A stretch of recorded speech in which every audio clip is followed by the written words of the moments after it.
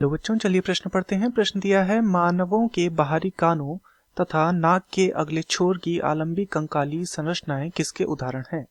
विकल्प ए है स्नायु, विकल्प बी है अस्थि, विकल्प सी है वायवीय ऊतक तथा विकल्प डी है उपास्थि। तो इस प्रश्न में हमसे जो पूछा गया है वो यहाँ पर ये जो संरचनाएं हैं इसका हमें बताना है कि ये किससे बनी होती हैं। तो इस प्रश्न की जो मुख्य अवधारणा जो है ये है इन कंकाली संरचनाओं के विषय में। कंकाली संरचना, ये कंकाली संरचना किस किस की बतानी है हमें? एक तो हमें बतानी है बाह्य कर्ण की, बाहरी कान की, बाह्य कर्ण की, और दूसरा जो होता है नाक का छोर, इसके नाक का जो अगला छोर होता है इसके विषय में हमें बताना है कि ये कंकाली संरचनाएं किससे बनी होती हैं। तो चलिए देखते हैं। तो चाहे बाह्य कर्ण की बात हो, जो कर्ण का, जिसे कर्ण पल्लव भी कहा जाता है, उसकी बात हो, या फिर जो नाक का अगला छोर होता है, नाक का जो छोर होता है, ये दोनों की दोनों संरचनाएं ही बनी होती हैं उपास्थि नामक कंकाली ऊतक से।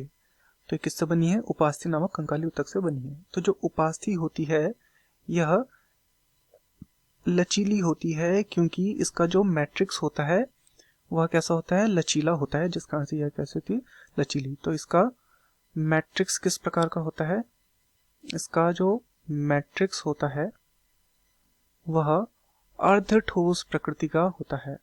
अर्ध ठोस प्रकृति का होता है एवं लचीला होता है।